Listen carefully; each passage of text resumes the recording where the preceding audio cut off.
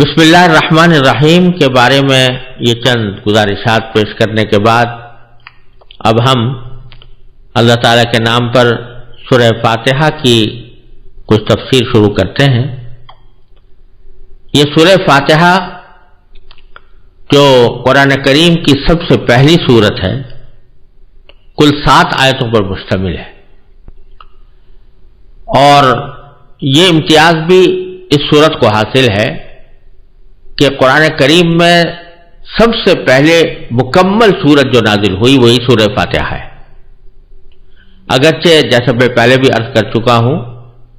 سورہ اقرا بسم ربک الذی خلق کی ابتدائی آیتیں سب سے پہلے نازل ہوئی تھی، اور اس کے بعد سورہ مدثر کی بعد آیتیں نازل ہوئیں، لیکن وہ پہلی سورت، وہ سورت جو مکمل طور سے پہلی بار نازل ہوئی وہ سورہ فاتحہ ہے۔ اور اس سورہ فاتحہ کو پورے قرآن کریم کی ایک طرح سے تمہید بھی کہا جاتا ہے اور قرآن کریم کا خلاصہ بھی کہا جاتا ہے۔ یہ 7 آیتیں ہیں جن میں پہلی 3 آیتوں میں اللہ تعالیٰ کی حمد و ثنا ہے، یعنی باری تعالیٰ کی تعریف ہے، اور آخری 3 آیتوں میں انسان کی طرف سے انسان کی زبان میں ایک دعا اور درخواست کا مضمون ہے جو اللہ تبارک و تعالیٰ نے اپنے رحمت سے خود ہی انسان کو سکھایا ہے۔ اور بیچ کی ایک آیت میں دونوں چیزیں مشترک ہیں، یعنی کچھ تو حمد و ثنا کا پہلو ہے اور کچھ درخواست اور دعا کا پہلو ہے۔ اس سورہ فاتحہ کی اہمیت کو بیان کرنے کے لیے اتنی بات بھی کافی ہونی چاہیے کہ اللہ تبارک و تعالیٰ نے اسی سورت کو اس کام کے لیے منتخب فرمایا ہے کہ نہ صرف ہر نماز میں بلکہ نماز کی ہر رکعت میں اس کا پڑھنا ضروری قرار دیا گیا ہے۔ اور ایک حدیث میں نبی کریم سرور دو عالم صلی اللہ علیہ وسلم کا یہ ارشاد ہے کہ لا صلاۃ لمن لم یقرأ بفاتحۃ الکتاب، جو شخص سورہ فاتحہ نہ پڑھے اس کی نماز ہی نہیں ہوتی۔ تو سورہ فاتحہ نماز کا لازمی جز قرار دے کر یہ فرما دیا گیا ہے کہ وہ ہر نماز میں پڑھی جائے گی۔ اس سے اس کی اہمیت واضح ہوتی ہے۔ اور اس میں ایک حدیث حضرت ابو ہریرہ رضی اللہ تعالیٰ عنہ سے مروی ہے، اور امام مسلم نے اپنی صحیح میں اس کو روایت کیا ہے کہ رسول کریم سرور دو عالم صلی اللہ علیہ وسلم نے فرمایا کہ اللہ تبارک و تعالیٰ نے فرمایا ہے کہ نماز یعنی سورہ فاتحہ میرے اور میرے بندے کے درمیان 2 حصوں میں تقسیم کر دی گئی ہے، جن میں سے آدھا حصہ میرے لیے ہے اور آدھا حصہ میرے بندے کے لیے، اور جو کچھ میرا بندہ مانگتا ہے وہ اس کو دیا جائے گا۔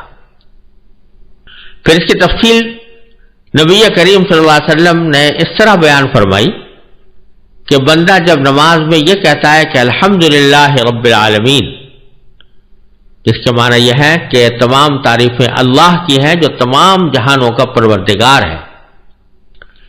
تو اللہ تبارک و تعالی اس کے جواب میں فرماتے ہیں کہ حمدنی عبدی،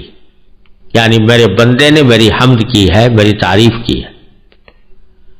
اور جب وہ کہتا ہے الرحمن الرحیم، تو اللہ تعالیٰ فرماتا ہے کہ اثنا علی عبدی، کہ میرے بندے نے میری پھر تعریف کی ہے۔ اور جب بندہ کہتا ہے مالک یوم الدین، تو اللہ تعالیٰ فرماتے ہیں کہ میرے بندے نے میری بزرگی بیان کی، یعنی مجدنی عبدی، میرے بندے نے میری بزرگی بیان کی ہے۔ اور جب بندے کے درمیان، اور یہ آیت یعنی ایاک نعبد و ایاک نستعین، یہ میرے اور میرے بندے کے درمیان مشترک ہے، کیونکہ ایاک نعبد کے معنی ہے کہ ہم تیری ہی عبادت کرتے ہیں، تو یہ تو ایک طرح سے اللہ تعالیٰ کی حمد و ثنا ہے، ہم آپ کی عبادت کرتے ہیں۔ اور دوسرا جملہ ہے ایاک نستعین، جس کے معنی ہے کہ تجھی سے مدد مانگتے ہیں، تو دوسرا پہلو بندے کی دعا و درخواست کا ہے، اس لیے یہ فرمایا گیا کہ یہ میرے اور میرے بندے کے درمیان مشترک ہے، لیکن ساتھ ہی باری تعالیٰ یہ فرماتے ہیں کہ میرے بندے کو وہ چیز ملے گی جو اس نے مانگی۔ پھر جب بندہ کہتا ہے کہ اہدنا الصراط المستقیم، جس کے معنی یہ ہے کہ ہمیں سیدھے راستے کی ہدایت عطا فرما، تو حق تعالیٰ اس کے جواب میں فرماتے ہیں کہ یہ سب میرے بندے کے لیے ہے اور اس کو وہ چیز ملے گی جو اس نے مانگی، یعنی صراط مستقیم مانگ رہا ہے تو اس کو صراط مستقیم عطا ہوگی۔ یہ تفصیل صحیح مسلم میں حضرت ابو ہریرہ رضی اللہ تعالیٰ عنہ نے نبی کریم سرورۃ عالم صلی اللہ علیہ وسلم سے نقل فرمائی ہے، اور اسی حدیث کی وجہ سے علماء کرام نے یہ فرمایا ہے کہ جب آدمی سورہ فاتحہ کی تلاوت کرے تو نماز کے اندر اس کی ہر آیت پر وقف کرنا چاہیے، یعنی الحمدللہ رب العالمین کہا، تھوڑی دیر ٹھہرے، اور تصور اگر یہ کیا جائے کہ اس کے جواب میں اللہ تبارک و تعالیٰ فرما رہے ہیں حمدنی عبدی، یعنی میرے بندے نے میری تعریف کی ہے، تو اور زیادہ بہتر ہے۔ اور اسی طرح جب الرحمن الرحیم کہے تو تھوڑی دیر ٹھہرے، یعنی ایک لمحے کے لیے ٹھہر جائے اور تصور کرے کہ میرے پروردگار نے اس کے جواب میں فرمایا کہ اثنا علی عبدی، یعنی میرے بندے نے میری ثنا کی ہے۔ اور جب مالک یوم الدین کہے تو پھر ٹھہر جائے ایک لمحے کے لیے اور یہ تصور کرے کہ باری تعالیٰ نے فرمایا کہ مجدنی عبدی، میرے بندے نے میری بزرگی بیان کی ہے۔ اور اسی طرح ایاک نعبد و ایاک نستعین اور اہدنا الصراط المستقیم میں بھی، تو ہر آیت پر وقف کرنا زیادہ بہتر ہے۔ اور علماء کرام یہ فرماتے ہیں کہ ایسی یہ بات کوئی اچھی نہیں لگتی کہ ہر فقرے کے جواب میں اللہ تبارک و تعالیٰ کچھ فرما رہے ہوں اور آپ بخود آگے بڑھتے چلے جائیں اور ان الفاظ کا یا اس جواب کا کوئی انتظار یا اس کا کوئی موقع آپ نہ چھوڑیں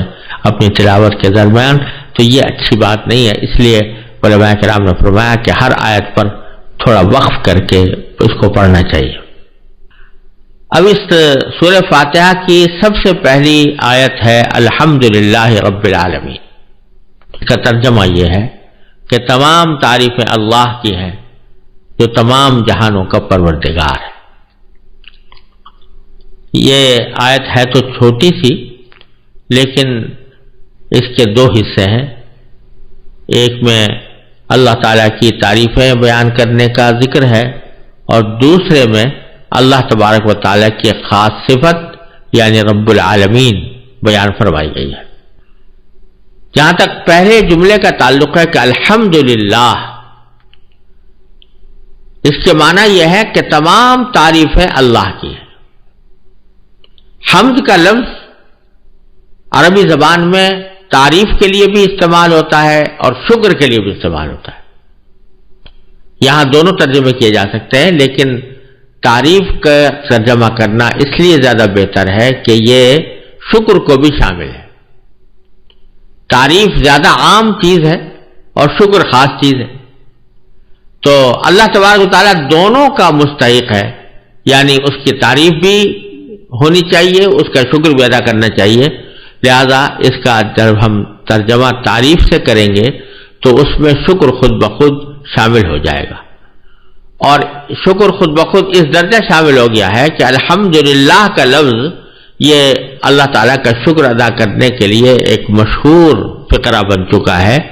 اور عام حالات میں بھی جب آدمی اللہ تعالیٰ کا کوئی شکر ادا کرتا ہے تو الحمدللہ کہتا ہے۔ اس میں الحمد میں جو الف لام ہے اس کے بارے میں علماء کرام نے عربی زبان کے قواعد کے لحاظ سے اس کا ترجمہ کیا ہے کہ تمام تعریف۔ الحمد ویسے تو مفرد کا لفظ ہے تعریف، لیکن جب الف لام اس پر داخل ہو گیا تو اس کا ترجمہ یا اس کا مطلب علماء کرام نے تمام تعریفیں کیا کہ تمام تعریفیں اللہ کی ہیں۔ یہ ایک عجیب اور عظیم حقیقت کی طرف اشارہ ہے، اور وہ یہ کہ یوں تو انسان دنیا میں رہتے ہوئے بہت سی چیزوں کی تعریف کرتا ہے۔ کوئی عمارت اچھی بنی ہوئی ہے، کہتا ہے بڑی اچھی عمارت ہے۔ کوئی باغ اچھا خوشنما ہے تو تو کہتا ہے بڑا اچھا خوبصورت باغ ہے. کوئی جنگل ایسے خوشنما نظر آتا ہے تو کہتا ہے بھائی بڑا دل فریب جنگل ہے. کوئی پہاڑ کے مناظر اچھے نظر آتے ہیں تو کہتے ہیں بڑے دل فریب مناظر ہیں. تو تعریفیں تو دنیا میں بہت ساری ہوتی رہتی ہیں، مختلف چیزوں کی ہوتی رہتی ہیں، لیکن یہ جملہ اس طرف توجہ دلا رہا ہے کہ جو بھی دنیا میں تعریف کی جائے، کسی بھی چیز کی تعریف کی جائے، حقیقت اگر دیکھو تو وہ اللہ تبارک و تعالیٰ کی ہی تعریف ہوگی. وجہ اس کی یہ ہے کہ جب آپ کسی چیز کی تعریف کرتے ہیں تو حقیقت میں وہ اس کے بنانے والے کی تعریف ہوتی. اگر آپ کسی عمارت کو دیکھ کر یہ کہیں کہ یہ بڑی شاندار عمارت ہے، بڑی خوبصورت عمارت ہے، بڑی مستحکم عمارت ہے، بڑی اچھی لگ رہی ہے، تو اس کا مطلب یہ ہوتا ہے کہ اس کے بنانے والے نے خوب بنایا ہے اس کو. یہ حقیقت میں اس کی کاریگری کی تعریف ہے، اس کی انجینئرنگ کی تعریف ہے، اس کی آرکیٹیکچر کی تعریف ہے، اور جس شخص نے بھی جن لوگوں نے اس کے بنانے میں حصہ لیا ہے ان کی تعریف. اگر آپ کسی کتاب کے بارے میں تعریف کرتے ہیں کہ یہ فلاں کتاب بڑی اچھی ہے، بڑی مفید ہے، بڑی نافع ہے، اس کو پڑھنے سے بڑا فائدہ ہوتا ہے، تو حقیقت میں وہ کتاب کی تعریف نہیں ہوتی بلکہ کتاب لکھنے والے کی تعریف ہوتی ہے کہ اس نے اس کو بہترین طریقے سے لکھا. تو یہ ایک عام دستور کی بات ہے کہ کسی بھی چیز کی تعریف حقیقت میں اس کے بنانے والے کی تعریف ہوتی ہے، اس کے موجد کی تعریف ہوتی ہے. تو اس لحاظ سے اگر دیکھا جائے تو کائنات کی جتنی چیزیں ہیں سب اللہ تبارک و تعالیٰ کی پیدا کی ہوئی ہیں. جب اللہ تبارک و تعالیٰ کی پیدا کی ہوئی ہے تو ان کی اگر کوئی تعریف کی جائے گی تو پھر وہ حقیقت میں اللہ تعالیٰ ہی کی تعریف ہوگی. اگر آپ کسی پھول کو دیکھ کر کہہ رہے ہیں کہ بڑا خوبصورت ہے تو مطلب اس کا یہ ہے کہ بنانے والا بڑا عظیم الشان ہے، یعنی اللہ تبارک و تعالیٰ. اگر آپ کسی باغ کو دیکھ کر کہہ رہے ہیں کہ یہ بڑا خوبصورت ہے تو حقیقت میں وہ اللہ تبارک و تعالیٰ کی تعریف ہے. اگر آپ کسی آسمان کے اوپر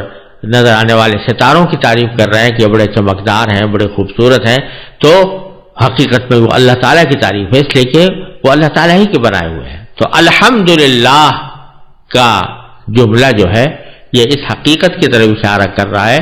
کہ دنیا میں کوئی چیز حقیقت میں براہ راست قابل تعریف نہیں. اگر کوئی چیز قابل تعریف ہے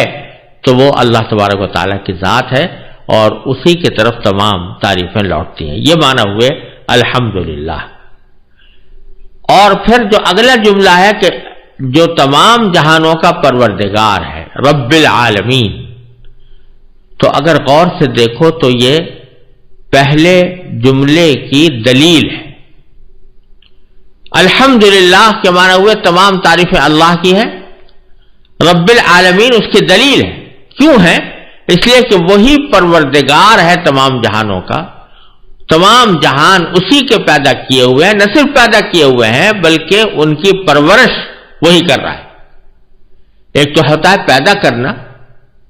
اور ایک ہوتا ہے اس کی پرورش کرنا. پرورش کرنے کے معنی یہ ہوتے ہیں کہ ہر زندگی کے ہر لمحے میں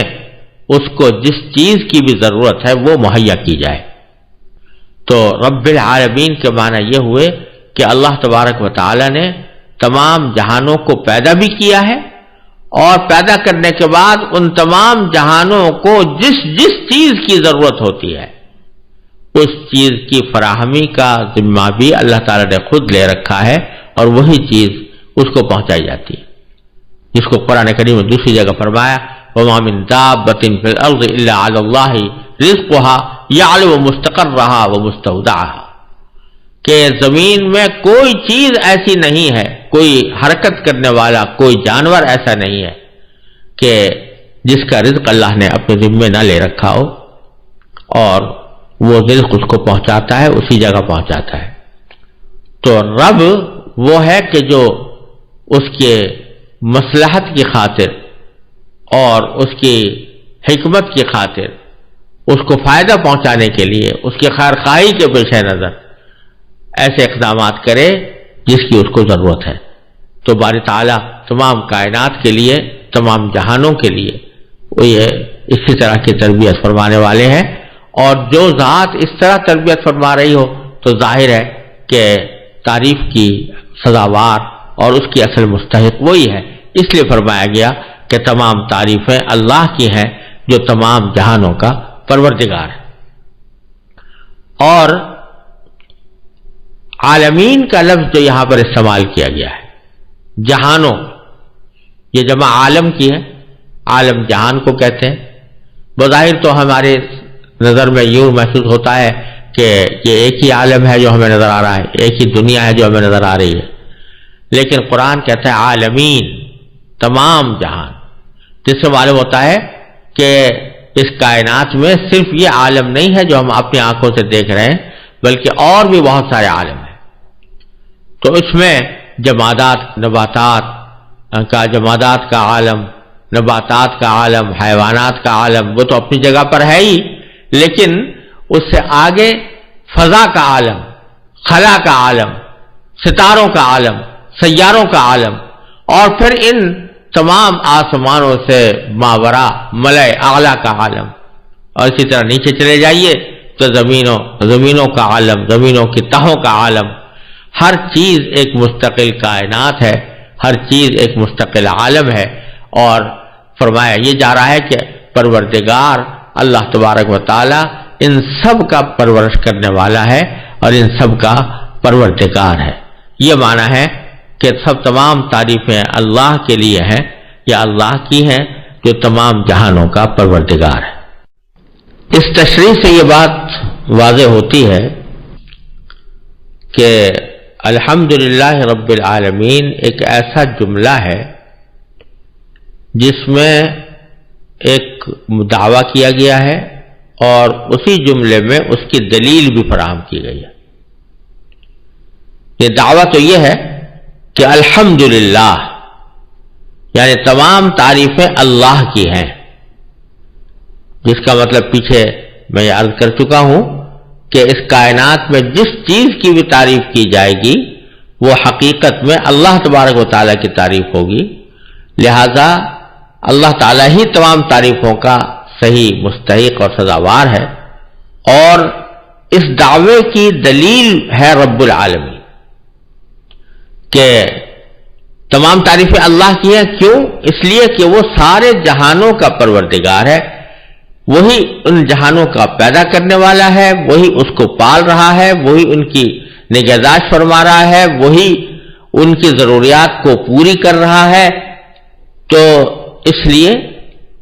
تمام تعریفوں کا استحقاق اسی کو جاتا ہے، کسی اور کو حقیقت میں تعریف کا استحقاق نہیں ہے۔ اس کی مثال ایسی سمجھیے کہ جیسے اگر ایک لکھنے والا کوئی اچھی تحریر لکھ رہا ہے تو وہ لکھنے والے کی طرف منسوب ہوتی ہے، اگر حقیقت میں لکھنے والا اس کے ہاتھ میں قلم ہے جو لکھ رہا ہے تو، لیکن اگر کوئی اچھی تحریر لکھی ہوئی ہے، کوئی اچھی تصویر بنی ہوئی ہے، کوئی اچھا منظر نظر آ رہا ہے اور کسی نے کوئی سینری بنائی ہے، تو آپ اس کو جب تعریف کریں گے تو فوراً تعریف اس شخص کی ہوگی جس نے یہ سینری بنائی، جس نے یہ تحریر لکھی، جس نے یہ کتاب تحریر کی۔ اگر کوئی بیوقوف یہ کہنے لگے کہ بھئی یہ تو تعریف ہونی چاہیے اس قلم کی یا اس پین کی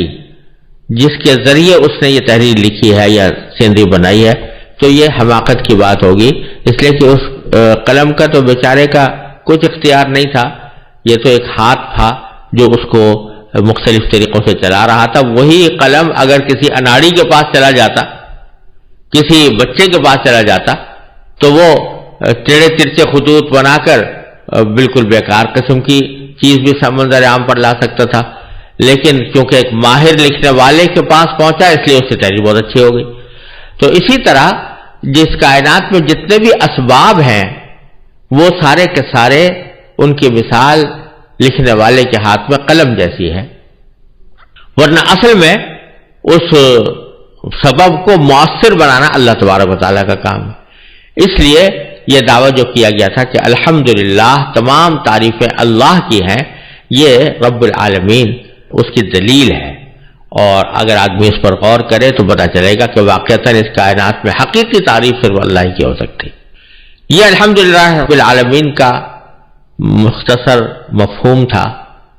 اب اس کے بارے میں دو تین باتیں اور قابل ذکر ہیں. پہلی بات تو یہ کہ اللہ تبارک و تعالیٰ نے اپنی کتاب کا آغاز الحمدللہ رب العالمین سے فرمایا.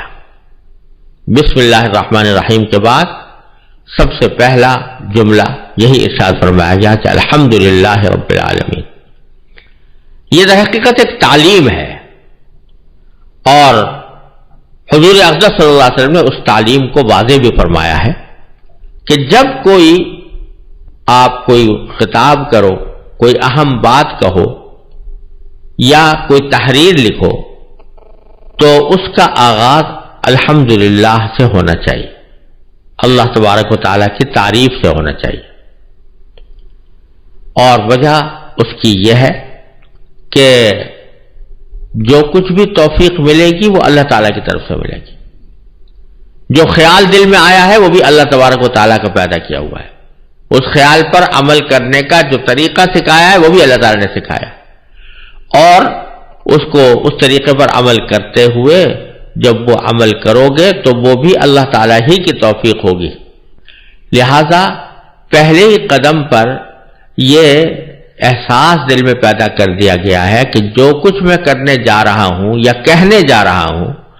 وہ سب کچھ اللہ تبارک و تعالیٰ کی توفیق کا مرہون منت ہے. اور اگر اس میں کوئی اچھی بات ہوگی تو وہ در حقیقت اللہ تبارک و تعالیٰ کی تعریف ہوگی. ایک مقرر ہے، بہت اعلیٰ درجے کی اس نے تقریر کی ہے، تو اس اعلیٰ درجے کی تقریر کا جو اصل لطف ہے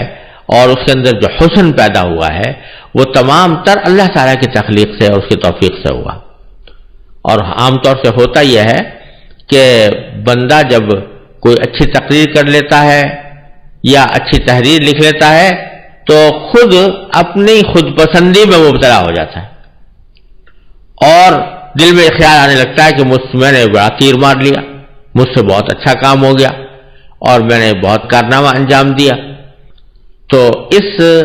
کے نتیجے میں بعض اوقات یہ خود پسندی انسان کو کبر تک اور تکبر تک لے جاتا ہے. اس کے نتیجے میں بندہ جو ہے متکبر بن کر دوسرے لوگوں کے ساتھ اہانت کا معاملہ کرتا ہے، تحقیر کا معاملہ کرتا ہے، اور بعض اوقات یہ اہانت اور تحقیر ان کی شدید حق تلفی کا سبب بن جاتی ہے. تو اللہ تبارک و تعالیٰ نے اس سورہ فاتحہ میں سب سے پہلے الحمدللہ رب العالمین کا کلمہ لا کر اور نبی کریم سرور دو عالم صلی اللہ علیہ وسلم نے اپنے قول و فعل سے اس پر عمل فرما کر ہمیں یہ تعلیم دی ہے کہ جب بھی کوئی اہم بات کرنا چاہو یا اہم کام کرنا چاہو تو پہلے الحمدللہ رب العالمین کہہ لو، تاکہ تمہارے دل میں تکبر کے، عجب کے، خود پسندی کے جذبات پیدا نہ ہو، بلکہ اللہ تعالیٰ کی دی ہوئی توفیق پر اس کا شکر ہو. اور شکر کی خاصیت خود قرآن کریم میں بیان فرمائی ہے کہ لئن شکرتم لازیدنکم، اگر تم میری نعمتوں کا شکر کرو گے تو میں تمہیں اور دوں گا. تو اس سے یہ شکر کے فوائد بھی حاصل ہوتے ہیں، اور یہ تعلیم اس طرح دی گئی ہے کہ اللہ تعالیٰ کا ہر کام پر شکر ادا کرنے کی کوشش کی جائے. دوسری بات یہ ہے کہ اس جملے میں الحمدللہ رب العالمین میں دعا کا طریقہ سکھایا گیا، کیونکہ آپ نے دیکھا کہ یہ سورہ فاتحہ تقریباً تمام تر یہ ایک اہم دعا پر مشتمل ہے، جیسے کہ تفصیل آگے آنے والی ہے. لیکن اس دعا سے پہلے الحمدللہ رب العالمین، الرحمن الرحیم، مالک یوم الدین، یہ تینوں جملے ایک تمہید کے طور پر ارشاد فرمائے گئے ہیں اس دعا کے لیے جو آگے آنے والی ہے. اس سے یہ بات معلوم ہوئی اور احادیث سے بھی یہ بات ثابت ہے کہ جب بندہ کسی بات کے لیے اللہ تبارک و تعالیٰ کی بارگاہ میں دعا مانگے تو اس کو دعا کا آغاز اللہ تعالیٰ کی حمد سے کرنا چاہیے اور نبی کریم سرور دو عالم صلی اللہ علیہ وسلم پر درود بھیجنے سے کرنا چاہیے. یعنی پہلے الحمدللہ رب العالمین کہہ دیں اور پھر نبی کریم صلی اللہ علیہ وسلم پر درود بھیجنے کا کوئی کلمہ کہہ دے، اس کے بعد اپنی حاجت اللہ تعالیٰ سے مانگے. یہ اور حضور اقدس صلی اللہ علیہ وسلم سے یہی بات ثابت بھی ہے. اس کی کیا وجہ ہے کہ اللہ تعالیٰ کی حمد سے آغاز کیا جائے دعا کا؟ یہ ایک بہت اہم بات ہے، اور وہ یہ کہ انسان کی کچھ نفسیات اس قسم کی ہے کہ جب اس کو کوئی حاجت پیش آتی ہے یا کوئی تکلیف آتی ہے جس کا وہ ازالہ چاہتا ہے، تو اس کے دل و دماغ پر بس وہ اپنی حاجت مسلط ہوتی ہے یا وہ تکلیف مسلط ہوتی ہے جس کا وہ ازالہ چاہ رہا ہے. اس وقت وہ اس بات سے بالکل غافل ہو جاتا ہے کہ عین اسی وقت میں جبکہ مجھے ایک حاجت درپیش ہے، عین اسی وقت میں جبکہ میں ایک تکلیف کا شکار ہوں، اللہ جل جلالہ کی کتنی بے شمار نعمتیں عین اس وقت میں مجھ پر برس رہی ہیں. فرض کرو کسی کو بخار آ گیا تو بس وہ بخار کو جو لے کر بیٹھ جائے گا، لیکن اس بات سے غافل ہوگا کہ عین اسی وقت میں میرے جسم کے تمام اعضاء ٹھیک ٹھیک کام کر رہے ہیں، دل صحیح کام کر رہا ہے، جگر صحیح کام کر رہا ہے، آنکھیں میں بینائی موجود ہے، کان میں سننے کی صلاحیت موجود ہے، زبان میں بولنے کی طاقت موجود ہے، ہاتھ پاؤں میں چلنے کی طاقت موجود ہے. یہ ساری نعمتیں اللہ تعالیٰ کی موجود ہیں. ایک تھوڑی سی تکلیف آئی ہے کہ بخار آ گیا، لیکن باقی ساری نعمتیں موجود. پھر اس تکلیف میں بھی آدمی کو یہ خیال ہونا چاہیے کہ اس تکلیف کو دور کرنے کے کیا اسباب میرے پاس موجود ہیں. اگر کوئی مہربان طبیب ہے، معالج ہے کہ سہولیات میسر ہیں تو وہ ایک نعمت ہے. اگر اچھے تیماردار ہیں، تسلی دینے والے ہیں، وہ ایک نعمت ہے. دوائیں مناسب موجود ہیں، وہ ایک نعمت ہے. تو ان ساری نعمتوں کے اندر ایک تکلیف آئی ہے. تو اگر آدمی براہ راست بس وہ تکلیف تو مانگنا شروع کر دیا، اللہ میرا بخار اتار دیجیے، یا اللہ مجھے تکلیف سے نجات دے دیجیے، یا اللہ مجھے صحت عطا فرما دیجیے، تو اس میں ایک شائبہ اس بات کا ہو سکتا ہے کہ آدمی ناشکری کر رہا ہو اور اپنی تکلیف کو تو لے کر بیٹھ گیا اور جو ساری نعمتیں جس میں وہ لپٹا ہوا ہے ان کو بھول گیا. تو اس لیے تلقین ہمیں یہ کی گئی ہے کہ جب دعا کرنے جاؤ تو پہلے جو موجود نعمتیں ہیں جو ہر وقت تمہیں حاصل ہیں ان نعمتوں کے اوپر اللہ تعالیٰ کا شکر ادا کرو. الحمدللہ رب العالمین، پہلے ان کا شکر ادا کر لو تاکہ تمہاری دعا ناشکری پر مشتمل نہ ہو، تمہاری دعا کفران نعمت پر مشتمل نہ ہو، تمہاری دعا جو ہے وہ اللہ تعالیٰ کے ساتھ شکوے اور گلے اور قائد پر مشتمل نہ ہو، بلکہ کہہ رہے یا اللہ میں آپ کی تعریف کرتا ہوں، میں آپ کا شکریہ ادا کرتا ہوں کیونکہ آپ نے اپنے فضل و کرم سے مجھ پر بہت نعمتیں عاطی فرمائی ہوئی ہیں، لیکن یہ میری حاجت ہے، اے اللہ اس کو بھی پورا فرما دیجیے. اس لیے یہ ادب سکھایا گیا کہ ہر دعا کے شروع میں اللہ تعالیٰ کی حمد کا کوئی کلمہ کہا جائے، الحمدللہ رب العالمین، یا اس کے ہم معنی کوئی اور کلمہ. الحمدللہ رب العالمین کے بعد دوسری آیت الرحمن الرحیم ہے. یہ بھی در حقیقت رب العالمین کی طرح اللہ تبارک و تعالی کی دو صفتوں پر مشتمل ہے، جس کے معنی ہے کہ جو سب پر مہربان ہے، بہت مہربان ہے. ان دونوں صفتوں کے درمیان کیا فرق ہے اس کی تھوڑی سی تفصیل میں پہلے بسم اللہ الرحمن الرحیم کی تفسیر کے ضمن میں عرض کر چکا ہوں، اسے یہاں دہرانے کی ضرورت نہیں. لیکن یہاں جو بات قابل توجہ ہے وہ ایک تو یہ کہ جب یہ کہا تھا کہ الحمدللہ تمام تعریفیں اللہ کے لیے ہیں، تو اتنی بات بھی کافی تھی کہ تمام تعریفیں اللہ کے لیے ہیں، وہی تعریفوں کا مستحق ہے. لیکن اللہ تبارک و تعالیٰ نے اس سورہ فاتحہ میں ہمیں یہ ادب بھی سکھایا اور ایک طرح سے تعلیم بھی دی اور ہماری سمجھ کو متوجہ فرمایا کہ اللہ تبارک و تعالیٰ جس کی تمام تعریفیں ہیں اس کی کیا اہم صفات ہیں. ان میں سے ایک صفت رب العالمین بیان کی جس کی کچھ تفصیل پہلے عرض ہو چکی ہے، اور دوسری صفت الرحمن اور تیسری صفت الرحیم بیان فرمائی۔ جیسا کہ میں نے پہلے عرض کیا تھا کہ اس کو اس طرح بھی دیکھا جا سکتا ہے کہ الحمدللہ ایک دعویٰ تھا، اور وہ دعویٰ یہ تھا کہ تمام تعریفیں اللہ ہی کی ہیں، یعنی اللہ تبارک و تعالیٰ کے سوا کوئی بھی ذات، کوئی بھی ہستی، کوئی بھی چیز حقیقی تعریف کی مستحق نہیں۔ اگر حقیقی تعریف کی مستحق ہے تو وہ صرف اللہ تبارک و تعالیٰ کی ذات ہے۔ یہ ایک دعویٰ تھا۔ آگے رب العالمین میں بھی اس کی ایک دلیل بیان کی گئی ہے کہ تمام تعریفیں اسی کی طرف کیوں لوٹتی ہیں، اس واسطے کہ وہ سارے عالموں کا، سارے جہانوں کا پروردگار ہے، اس کو پالنے والا ہے، اس کو پیدا کرنے والا ہے۔ اور دنیا میں جب کسی چیز کی تعریف ہوتی ہے تو حقیقت میں اس کے پالنے والے کی، اس کے بنانے والے کی تعریف ہوتی ہے۔ تو ایک دلیل تو اس دعوے کی ہوئی رب العالمین، اور دوسری دلیل یہ الرحمن الرحیم بھی ہے کہ وہ ذات کے جو رحمت والی ہے، جس کی رحمت عام بھی ہے، جس کے لیے الرحمن فرمایا گیا، اور جس کی رحمت تام بھی ہے یعنی مکمل بھی ہے، جس کے لیے الرحیم فرمایا گیا۔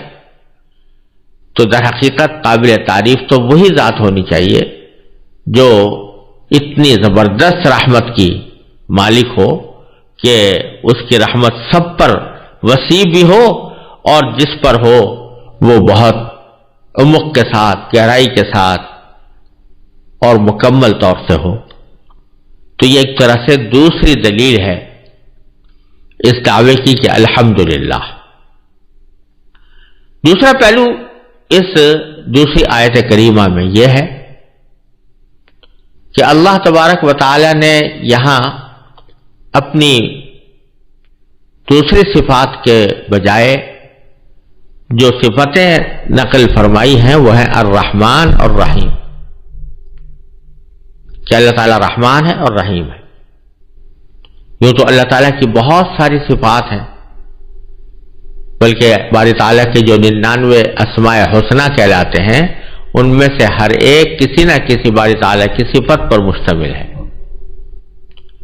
وہ صرف رحمان اور رحیم ہی نہیں ہے، رزاق بھی ہے، ذو القوہ بھی ہے، متین بھی ہے، مجید بھی ہے، وہ حمید بھی ہے، وہ شدید العقاب بھی ہے، وہ سریع الحساب بھی ہے، وہ منتقم بھی ہے، وہ قاہر بھی ہے، وہ قہار بھی ہے، اور بہت ساری صفات اللہ تعالیٰ کی ہیں۔ لیکن اس سورہ فاتحہ میں جو در حقیقت پورے قرآن کریم کی تمہید بھی ہے اور اس کا خلاصہ بھی ہے، اس میں اللہ تبارک و تعالیٰ نے اپنی دوسری صفات کے بجائے الرحمن الرحیم دو صفتوں کا ذکر فرمایا، اور دونوں کا تعلق رحمت سے۔ اس میں ایک تو یہ نکتہ ہے کہ یہ الحمدللہ کی دلیل ہے، جیسا کہ میں نے ابھی عرض کیا، تمام تعریفیں اللہ کی کیوں ہیں؟ کیونکہ وہ سب پر رحم کرنے والا ہے۔ جو رحم کرنے والا ہوتا ہے وہ یقیناً قابل تعریف ہوتا ہے۔ اور دوسرا نکتہ یہ ہے کہ اللہ تبارک و تعالیٰ کی یوں تو بہت سی صفات ہیں، لیکن ہم بندوں کے لیے باری تعالیٰ کی صفت رحمت یہ سب سے زیادہ مقدم اور سب سے زیادہ سابق ہے۔ اسی لیے ایک حدیث قدسی میں فرمایا گیا، باری تعالیٰ فرماتے ہیں کہ سبقت رحمتی علی غضبی، کہ میری رحمت میرے غصے پر غالب ہے، اس سے سبقت لے گئی۔ یعنی باری تعالیٰ بندوں پر رحم کرنا چاہتے ہیں، اسی لیے فرمایا ما یفعل اللہ بعذابکم ان شکرتم وآمنتم، اگر تم شکر گزار بنو اور ایمان لاؤ تو اللہ تمہیں عذاب دے کر کیا کرے گا؟ تو اصل صفت باری تعالیٰ کی رحمت ہے، اور اسی رحمت کی صفت کو اصل قرار دینے کی طرف یا اس کو فوقیت اور سبقت دینے کی غرض سے بظاہر یہاں اور صفتوں کو چھوڑ کر الرحمن الرحیم کی صفتیں اختیار فرمائی گئی ہیں۔ اس میں ہمارے لیے تعلیم یہ ہے کہ ہر انسان کے دل میں کچھ جذبہ رحمت کا بھی ہوتا ہے، محبت کا بھی ہوتا ہے، اور کچھ غصہ اور دوسروں کے اوپر اپنی بڑائی جتانے کا احساس بھی ہوتا ہے۔ دونوں قسم کی صفتیں انسان میں بھی پائی جاتی ہیں، اور چونکہ بندوں کو حکم یہ دیا گیا ہے کہ تخلقوا باخلاق اللہ، یعنی اللہ تبارک و تعالی کی صفتیں اپنی بساط کی حد تک اپنے اندر پیدا کرنے کی کوشش کرو، تو ایک طرح سے سبق یہ ہے کہ جب اللہ جل جلالہ کی صفتوں میں رحمت کی صفت سبقت لی گئی ہے غضب کی صفت پر، تو اے انسانوں، اے مسلمانوں، اے اللہ پر ایمان رکھنے والوں، تمہاری زندگی میں بھی تمہاری رحمت اور محبت کی صفت تمہارے غصے، تمہارے غضب، تمہارے انتقام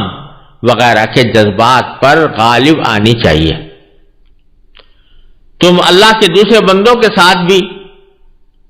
رحمت کا برتاؤ کرو، اور جب تک کہ کوئی شدید ضرورت پیش نہ آ جائے اس وقت تک غضب اور دوسروں کے ساتھ لڑائی یا اس کے ساتھ ناراضگی کا رویہ اختیار نہ کرو، بلکہ حتی الامکان رحمت کی صفت کو اپنانے کی کوشش کرو۔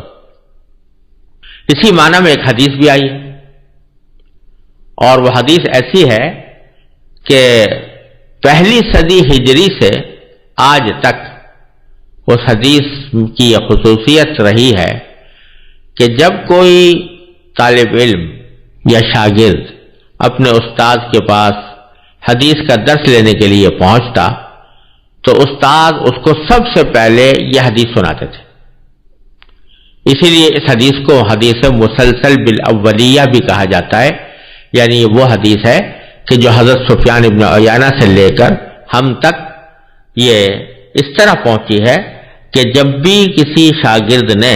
کسی استاد سے حدیث پڑھنے کی درخواست کی تو سب سے پہلے حدیث جو اس کو سنائی گئی وہ یہ تھی۔ اور اس سے اس حدیث کی اہمیت کا بھی اندازہ ہو سکتا ہے کہ مسلم معاشرے میں اس حدیث کو کیا مقام دیا گیا تھا کہ اس کے نتیجے میں سب سے پہلے یہ پڑھایا جاتا تھا، جس کا مطلب یہ ہے کہ اور باتیں بعد میں ہیں، پہلے یہ حدیث اور اس کے مفہوم کو سمجھنے کی کوشش کرو اور اس کو اپنی زندگی میں اپنانے کا اہتمام کرو۔ وہ حدیث کیا ہے؟ عن عبداللہ بن عمرو بن العاص رضی اللہ تعالی عنہما قال قال رسول اللہ صلی اللہ علیہ وسلم الراحمون یرحمهم الرحمن تبارک و تعالی ارحموا من فی الارض یرحمکم من فی السماء۔ حضور اقدس صلی اللہ علیہ وسلم نے ارشاد فرمایا، حضرت عبداللہ بن عمرو بن العاص رضی اللہ تعالیٰ عنہ اس کے راوی ہیں، وہ فرماتے ہیں کہ رسول کریم صلی اللہ علیہ وسلم نے یہ بات ارشاد فرمائی کہ الراحمون یرحمهم الرحمن، جو لوگ دوسروں پر رحم کرتے ہیں رحمان ان پر رحم کرتا ہے، یعنی اللہ تعالیٰ ان پر رحم کرتا ہے۔ اور پھر فرمایا کہ ارحموا من فی الارض یرحمکم من فی السماء، زمین والوں پر تم رحم کرو، آسمان والا تم پر رحم کرے گا۔ یہ بڑا معنی خیز جملہ ہے جو نبی کریم سرور عالم صلی اللہ علیہ وسلم نے ارشاد فرمایا کہ اے مسلمان، جب تم نے اپنے آپ کو مسلمان کہا ہے اور اللہ تبارک و تعالیٰ کی وحدانیت پر اور اس کی ربوبیت پر اور اس کی صفات جلال و جمال و کمال پر ایمان لائے ہو، تو پھر تمہیں اللہ تعالیٰ کی اس صفت رحمت کا کچھ عکس اپنی زندگی میں پیدا کرنا چاہیے کہ وہ رحمان جو تمام کائنات پر رحم کر رہا ہے، اس کی رحمت کی ایک جھلک تمہارا وجود بھی ہے۔ تمہاری بقا بھی ہے، تمہاری صحت بھی ہے، تمہارا رزق بھی ہے، اسی باری تعالیٰ کے اس صفت رحمت کو اپنے اندر اس طرح پیدا کرو کہ تم بھی دوسروں پر رحم کرو، تو رحمان تم پر رحم کرے گا، اور زمین والوں کے ساتھ رحمت کا برتاؤ کرو تو آسمان والا تم پر رحمت نازل فرمائے گا،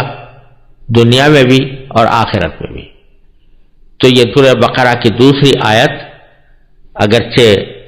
باری تعالیٰ کی ایک صفت کا بیان کرنا اس کا مقصود ہے اور ایک دعوے کی دلیل بھی ہے، لیکن ہمارے لیے اس میں سبق یہ ہے کہ ہم اپنی رویوں میں رحمت کو غالب رکھیں اور غضب کو، غصے کو، ناراضگیوں کو یہ پیچھے رکھیں، بغیر شدید ضرورت کے، بغیر کسی شدید حاجت کے ہم غصے اور ناراضگی سے پرہیز کرتے ہوئے رحمت اور محبت کا پیغام دنیا کو دیں اور رحمت اور محبت ہی کی کا لوگوں کے ساتھ برتاؤ کریں۔ اب یہ کچھ بعض مقامات ایسے ہوتے ہیں کہ جہاں آدمی کو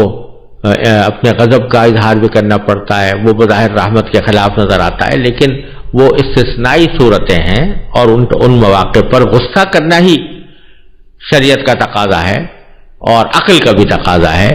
لیکن اصل معاملہ، اصل رویہ لوگوں کے ساتھ رحمت کا اور محبت کا ہونا چاہیے۔ یہ سبق ہمیں سورہ فاتحہ کی دوسری آیت سے مل رہا ہے۔ اب سورہ فاتحہ کی تیسری آیت ہے جس کے الفاظ ہیں مالک یوم الدین، اور اس کا ترجمہ یہ کیا گیا ہے کہ جو روز جزا کا مالک ہے۔ در حقیقت دین کا لفظ عربی زبان میں بہت سے معنوں میں استعمال ہوتا ہے، لیکن یہاں جو معنی مراد ہیں وہ ہے بدلہ۔ کسی بھی عمل کا کوئی بدلہ دیا جائے،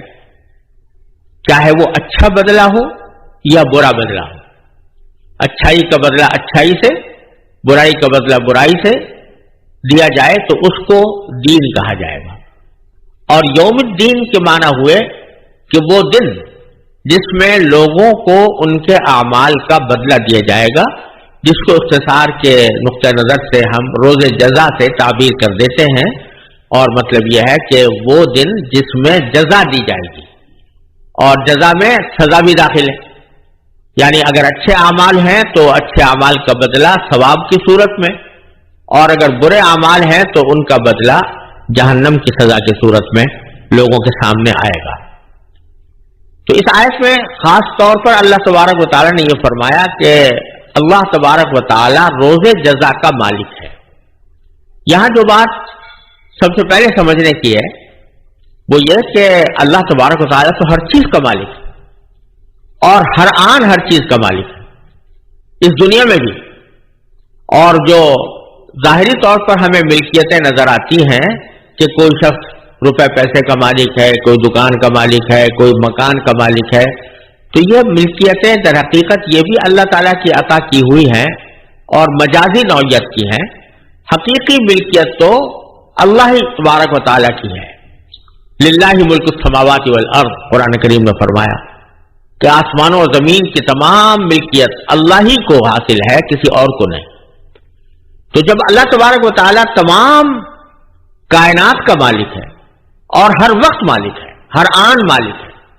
تو خاص طور پر اللہ تبارک و تعالیٰ نے سورہ فاتحہ میں یہ کیوں فرمایا کہ جو روز جزا کا مالک ہے؟ اس میں دو باتیں ہیں جو قابل نظر ہیں۔ پہلی بات تو یہ کہ خاص طور پر روز جزا کا ذکر اس لیے فرمایا کہ اس دنیا میں رہتے ہوئے تو آپ کو مجازی قسم کی ملکیتیں بھی بہت سی نظر آتی ہیں، یعنی جیسا میں نے ابھی عرض کیا کہ کوئی دکان کا مالک ہے، کوئی مکان کا مالک ہے، کوئی روپے پیسے کا مالک ہے، کوئی کسی ملک کا بادشاہ بنا ہوا ہے، تو ظاہری طور پر اور مجازی طور پر ملکیتیں دنیا کے اندر دوسروں کی بھی نظر آتی ہیں، لیکن جب قیامت کا دن آئے گا، آخرت برپا ہوگی، تو اس وقت یہ ظاہری ملکیتیں بھی ختم ہو جائیں گی، کوئی شخص کسی چیز کا مالک نہیں رہے گا، یوم لا تملک نفس لنفس شیئا، کسی کے پاس کوئی ملکیت نہیں ہوگی، نہ روپیہ ہوگا، نہ پیسہ ہوگا، نہ زمین ہوگی، نہ جائیداد ہوگی، نہ مکان ہوں گے، نہ دکان ہوگی، نہ تجارت ہوگی، نہ تجارتی سامان ہوگا. یہاں تک کہ قرآن کریم میں فرمایا ہے کہ کما بدأنا اول خلق نعید، ہم نے جس طرح تمہیں دنیا میں پہلی بار پیدا کیا تھا اور اس طرح پیدا کیا تھا کہ نہ تمہارے جسم پر کپڑا تھا اور نہ تمہارے ہاتھ میں کوئی دولت تھی، اسی طرح ہم تمہیں دوبارہ زندگی دیں گے آخرت کے اندر. اس وقت میں تمہارے جسم پر کپڑے بھی نہیں ہوں گے اور کوئی چیز تمہاری ملکیت میں نہیں ہوگی. تو وہاں صورتحال ایسی ہوگی کہ اس میں جو ظاہری ملکیتیں دنیا میں نظر آ رہی ہیں وہ بھی سب فنا ہو جائیں گی، اور اس وقت میں سوائے اللہ تبارک و تعالیٰ کے کوئی بھی مالک نہیں رہے گا، کسی بھی چیز کا مالک نہیں رہے گا. اسی لیے قرآن کریم نے فرمایا اور اس کی حدیث میں تشریح آئی ہے کہ جب ساری چیزیں فنا ہو جائیں گی تو باری تعالیٰ فرمائیں گے کہ لمن الملک اليوم، آج کس کی ملکیت ہے، آج کس کی بادشاہی ہے؟ تو للہ الواحد القہار، اس وقت تو ایک ہی اللہ کی بادشاہی ہوگی جو سب پر غالب ہے. تو ایک تو پہلو اس میں یہ ہے کہ اس لیے خاص طور پر مالک یوم الدین فرمایا گیا کہ یوں تو مالک آج بھی ہر چیز کا ہے، ہر وقت ہے، لیکن یوم الدین میں، یوم جزا میں، جس دن جزا و سزا کا وقت آئے گا، اس وقت میں یہ ظاہری ملکیتیں بھی ختم ہو جائیں گی اور ہر چیز کا مالک ظاہری اعتبار سے بھی سوائے اللہ تبارک و تعالیٰ کے کوئی اور نہیں ہوگا. اور دوسرا پہلو اس میں یہ ہے کہ اللہ تبارک و تعالیٰ یوم الدین کا مالک ہونے کا مطلب یہ ہے کہ اس پر کسی کا کوئی دباؤ نہیں ہوگا، وہ جس کو چاہے گا جزا دے گا اور جس کو چاہے گا سزا دے گا، اگرچہ اپنے عدل و انصاف کے مطابق کرے گا، اور کوئی بات اللہ تعالیٰ کی عدل و انصاف سے باہر نہیں ہو سکتی، لیکن کوئی بھی اس کو مجبور کرنے والا نہیں، کسی کا اس کے اوپر دباؤ نہیں. مثلا اگر کسی کو جنت دینی ہے یا ثواب عطا کرنا ہے تو یہ کسی کے دباؤ کے تحت نہیں، بلکہ اللہ تبارک و تعالیٰ خود مالک الملک ہونے کی حیثیت میں وہ جزا اس کو دے گا. تو اس میں یہ بتلانا مقصود ہے کہ اللہ تبارک و تعالی آخرت میں جو بدلہ عطا فرمائیں گے اعمال کا، وہ خالصتاً اپنی ملکیت، اپنے اختیار اور اپنی مشیت کے مطابق عطا فرمائیں گے. کسی کا بھی اللہ تعالیٰ پر کوئی حق پیدا نہیں ہوتا کہ کوئی آدمی یہ کہنے لگے کہ چونکہ میں نماز پڑھتا تھا لہذا میرا حق ہے، میں بذات خود اس بات کا مستحق ہوں کہ اللہ تبارک و تعالیٰ مجھے ثواب دے، اور اللہ تبارک و تعالیٰ گویا مجبور ہے اس بات کے اوپر کہ مجھے ثواب دے. یہ کہنے کا کسی کو حق حاصل نہیں، کیونکہ جو کچھ بھی وہاں پر ثواب ملے گا وہ اللہ تبارک و تعالیٰ کی رحمت سے ملے گا. کیونکہ یہ چھوٹے چھوٹے اعمال جو ہم دنیا میں کر رہے ہیں، چاہے وہ کتنے ہی نیک نظر آتے ہوں، لیکن وہ سب متناہی ہیں، ختم ہو جانے والے ہیں، اور آخرت کا جو ثواب ہے وہ لامتناہی ہے. لہذا کوئی بھی عمل اپنی ذات میں آخرت کے لامتناہی ثواب کا استحقاق نہیں رکھتا. البتہ یہ اللہ تعالیٰ کی رحمت ہے کہ وہ اس کو آخرت کی ابدی نعمتوں کا مستحق بنا دیتے ہیں. لہذا اس طرف بھی اشارہ مقصود ہے کہ اللہ تعالیٰ جو وہاں پر ثواب عطا فرمائیں گے وہ کسی مجبوری کے تحت نہیں بلکہ اپنے مالک ہونے کی حیثیت میں عطا فرمائیں گے. اور اس جماعت کے لیے یہ کوئی ضروری نہیں ہے کہ اس کا کوئی نام ہو یا اس کی کوئی تنظیم ہو یا اس کا کوئی خاص ضابطۂ کار ہو،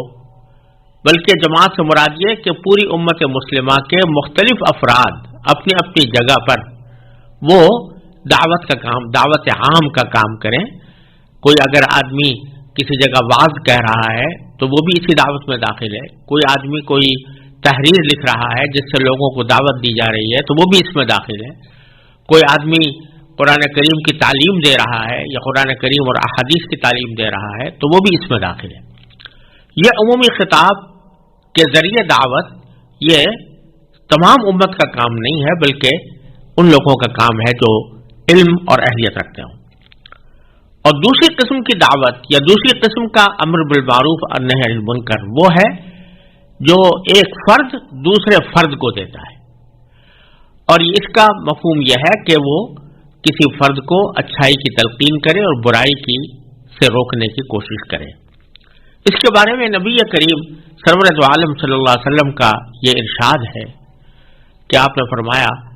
कि अगर कोई शख्स तुम में से कोई बुराई देखे, मन रआ मिनकुम मुनकरन, जब तुम में से कोई शख्स किसी जगह कोई बुराई होते हुए देखे, फलयुगय्यिरहु बियदिही, तो पहला मरहला यह है कि उसको अपने हाथ से तब्दील करने की कोशिश करे कि वो बुराई खत्म हो और उसकी जगह जायज काम किया जाए। फ़इल्लम यस्तति, लेकिन अगर कोई शख्स हाथ से उस बुराई को रोकने पर कादिर नहीं है, उसकी इस्ताअत नहीं रखता, तो फिर वो फ़बिलिसानी, वो अपनी ज़बान से उसको रोकने की कोशिश करे। वइल्लम यस्तति, और अगर किसी जगह उसको ज़बान से उस बुराई को रोकने की भी ताकत नहीं हुए, तो कम अज कम फबी क़ल्बी, तो वो अपने क़ल्ब ही के जरिए, यानी उस दिल के जरिए उससे नफरत करके, उस बुराई को बुरा समझकर उससे अल्लाह ताला की पनाह मांगे। वज़ालिका अज़अफ़ुल ईमान, और फरमाया कि ईमान का सबसे कमजोर हिस्सा है कि आदमी न हाथ से रोक सकता है बुराई को, न जबान से रोकने पर कादिर है। ऐसी सूरत में कम से कम इतना है कि दिल में उसको बुरा समझता रहे। इनमें 3 दर्जात रसूल करीम सल्लल्लाहु अलैहि वसल्लम ने बयान फरमाए हैं। पहला, बुराई को हाथ से रोकना। इसकी तफसीर दूसरी अहादीस और दूसरी नुसूस के रोशनी में यह है कि यह हाथ से रोकना उस शख्स का काम है जिसका कहीं पर इक़्तिदार हो। मसलन कोई हाकिम है, वो उसका यह फर्ज है कि अगर अपने दायरे इक़्तिदार में वो कोई बुराई होते हुए देख रहा है तो उसको अपने हाथ से रोके, कुव्वत से रोके। इसी तरह अगर कोई शख्स किसी इदारे का सरबराह है तो उस इदारे में उसको इक़्तिदार हासिल है, उस इदारे के अंदर अगर कोई बुराई होता हुआ देखता है तो उसको उसका फर्ज है कि वो अपने हाथ से उसको रोके। इसी तरह अगर कोई शख्स अपने खानदान का सरबराह है और अपने खानदान के अंदर कोई बुराई देखता है तो उसका फर्ज है कि उसको हाथ से रोके। यह हाथ से रोकना उसी शख्स के लिए फर्ज है कि जो इक़्तिदार रखता हो, खा वो इक़्तिदार आम नौयत का हो या किसी खास हल्के में हो। लेकिन आम आदमियों का काम यह नहीं है कि वो बुराई को हाथ से रोके, क्योंकि अगर हर आदमी ये काम करना शुरू कर देगा तो उससे मुआशरे के अंदर फसाद फैलता है। लेकिन दूसरा दर्जा यानी फ़इल्लम यस्तति फ़बिलिसानी, कि अगर हाथ से रोकने पर कुदरत नहीं है तो फिर अपनी ज़बान से रोके, यानी ज़बान से उस शख्स को जो किसी बुराई का इर्तिकाब कर रहा है, ज़बान से उसको कहे कि ये बुरा काम है, तुम्हारे लिए ये काम जायज़ नहीं है और इसके नताइज खतरनाक है। ये बात उस ज़बान से कहे। ये ज़बान से कहना, अगर ये उम्मीद हो कि जिस शख्स को मैं ज़बान से किसी बुराई से रोकूंगा तो गालिब गुमान यह है कि वो उससे रुक जाएगा, तो ऐसी सूरत में ज़बान से कहना फर्ज है। अगर कोई शख्स ऐसे मौके पर नहीं कहेगा तो वो ऐसे ही गुनाहगार होगा जैसे कोई शख्स नमाज छोड़ने से गुनाहगार होता है। और अगर ये ख्याल हो कि मैं कहूंगा तो सही लेकिन ये मानेगा नहीं, तो उस सूरत में उसको ज़बान से कहना फर्ज नहीं होता, लेकिन फिर भी मुस्तहब है, बेहतर है अपने तौर पर उसको समझा दे, उसको पैमाइश कर दे। इसी तरह अगर ज़बान से कहने के नतीजे में अंदेशा हो कि मेरी जान को या मेरे माल को या मेरी आबरू को कोई बड़ा नुकसान पहुंचेगा, तो उस सूरत में भी ये फरीज़ा फर्ज नहीं रहता। लेकिन अगर कोई शख्स बर्दाश्त कर सके उस तकलीफ को जो उसको पहुंचने वाली है तो उसके ऊपर उसको अजर मिलेगा इंशाअल्लाह। अगर इसकी भी इस्ताअत नहीं है, यानी इस्ताअत न होने के माने ये कि मैं कह तो दूंगा, हक बात वाज़ेह कर दूंगा, लेकिन उसके नतीजे में मुझे नाकाबिल बर्दाश्त तकलीफ उठानी पड़ेगी, तो उस सूरत में हदीस में फरमाया फ़बी क़ल्बी, यानी कम से कम यह करे कि वो अपने दिल में उसको बुरा समझता रहे। और दिल में बुरा समझने का एक हिस्सा ये भी है कि अल्लाह ताला से दुआ करे कि या अल्लाह इस बुराई को हमारे माशरे से ख़त्म फरमा दीजिए। اور بعض علماء کرام نے ایک نقطہ یہاں پر بیان فرمایا ہے کہ جب اس حدیث میں رسول کریم صلی اللہ علیہ وسلم نے فرمایا تھا کہ من رأى منکم منکرا فلیغیرہ بیدہ، کہ جب تم میں سے کوئی برائی دیکھے تو اس کو تبدیل کرے اپنے ہاتھ سے، تو تبدیل کرنے کا لفظ استعمال فرمایا، تو ہاتھ سے تو تبدیل کرنا سمجھ میں آتا ہے، اسی طریقے سے زبان سے تبدیل کرنا بھی سمجھ میں آتا ہے کہ زبان سے کسی کو کہہ دیا تو اس نے اپنے رویے میں تبدیلی پیدا کر لی، لیکن دل سے تبدیلی پیدا کرنے کا کیا مطلب؟ تو بعض علماء کرام نے اس کی تفسیر یہ فرمائی کہ جب آدمی کسی عمل کو برا سمجھے گا اور اس برائی کی طرف سے اس کے دل میں کڑھن پیدا ہوگی اور وہ کڑھن مسلسل اس کو بے چین رکھے گی، تو ایک وقت ایسا آ سکتا ہے کہ اس کی یہ بے چینی کسی وقت میں لوگوں کے اوپر اثر انداز ہو جائے اور اس وقت میں اس کو قوت حاصل ہو اور زبان سے وہ اس کو روک دے اور بالآخر تبدیلی آ جائے۔ تو کڑھن پیدا کرنا برائی کے اوپر یہ بھی ایک فریضہ ہے انسان کے ذمے، اسی لیے حدیث میں یہ واقعہ آتا ہے کہ رسول کریم صلی اللہ علیہ وسلم نے فرمایا کہ ایک معاشرے میں برائیاں پھیلی ہوئی تھیں، تو حضرت جبریل علیہ السلام کو اللہ تعالیٰ نے اس معاشرے پر عذاب نازل کرنے کے لیے بھیجا۔ تو جب وہ اس بات پر مامور کیے گئے تو انہوں نے کہا کہ یا اللہ، اس معاشرے کے اندر ایک شخص ایسا بھی ہے کہ جس نے پلک جھپکنے کی حد تک بھی اس نے کبھی آپ کی نافرمانی نہیں کی، تو اس لیے پورے اگر معاشرے کو یا پوری بستی کو عذاب نازل ہوگا تو اس پر بھی عذاب ہوگا، حالانکہ وہ نافرمان نہیں ہے۔ تو اللہ تبارک و تعالی نے جواب میں فرمایا کہ تم جا کر عذاب نازل کرو اس پر بھی اور تمام لوگوں پر بھی، اس لیے کہ وہ اگرچہ خود تو نیک تھا لیکن کبھی اس کے چہرے پر شکن نہیں آئی کسی برائی کو دیکھ کر، اور کبھی اس کے اندر تغیر پیدا نہیں ہوا، اس نفرت پیدا نہیں ہوئی، تو اس لیے اس کے اوپر بھی عذاب نازل ہوگا۔ تو معلوم ہوا کہ اگر فرض کریں کہ کسی موقع پر ہاتھ سے یا زبان سے برائی کو روکنے کی طاقت نہیں ہے، تب بھی دل میں ایک کڑھن اور دل میں ایک اس کی نفرت اس درجہ ہونی چاہیے کہ وہ کسی نہ کسی وقت اپنا رنگ لے آئے اور لوگوں کے حالات میں تبدیلی پیدا کر دے۔ اس لیے اس قسم کا امر بالمعروف اور نہی عن المنکر ہر مسلمان کی ذمہ داری ہے اور اس کو اس کا اہتمام کرنا چاہیے۔ بہت سے معاشروں میں برائیاں پیدا ہوتی رہتی ہیں اور لوگ نہ صرف یہ کہ ان کو روکتے نہیں بلکہ اس کے اوپر ناگواری کا بھی اظہار نہیں کرتے، تو اللہ بچائے یہ اس حدیث کی وعید میں داخل ہوتے ہیں۔ تو اللہ تبارک و تعالی نے یہاں اس امت کو بہترین امت اس لیے بیان فرمایا کہ اس کو تمام انسانیت کے فائدے کے لیے اللہ تبارک و تعالی نے بھیجا ہے، اور فائدہ یہی ہے کہ وہ لوگوں کو برائی سے روکتی ہے اور اچھائی کی تلقین کرتی ہے۔ پھر آگے اللہ تبارک و تعالی نے فرمایا وَلَوْ آمَنَ أَهْلُ الْكِتَابِ لَكَانَ خَيْرًا لَهُمْ، کہ اگر اہل کتاب ایمان لے آتے تو یہ ان کے حق میں کہیں بہتر ہوتا۔ یعنی ایک طرف امت محمدیہ کو خیر امت یعنی ساری امتوں میں بہترین امت قرار دیا گیا، جس سے اشارہ اس بات کی طرف ہے کہ نبی کریم سرور دو عالم صلی اللہ علیہ وسلم کی تشریف آوری سے پہلے دنیا کی امامت کا منصب بنو اسرائیل کو حاصل رہا اور بنی اسرائیل ہی کے اندر پیغمبر رہے، لیکن اب یہ منصب تبدیل کر کے امت محمدیہ علیہ صاحب السلام کو عطا کیا جا رہا ہے اور اس کو خیر امت قرار دیا جا رہا ہے اور اس کو انسانیت کے فائدے کے لیے پیدا کیا گیا ہے۔ تو اگر یہ اہل کتاب بھی ایمان لے آتے تو یہ اس خیر امت میں داخل ہو جاتے اور ان کا جو سابقہ اعزاز ہے کہ یہ دنیا کی امامت کے منصب پر فائز تھے وہ اعزاز ان کا باقی رہتا۔ لیکن فرمایا کہ منہم المؤمنون، اس میں بے شک کچھ لوگ مسلمان ہیں، مومن ہیں، ایمان لائے ہوئے ہیں، وَأَكْثَرُهُمُ الْفَاسِقُونَ، لیکن ان میں سے اکثر نافرمان۔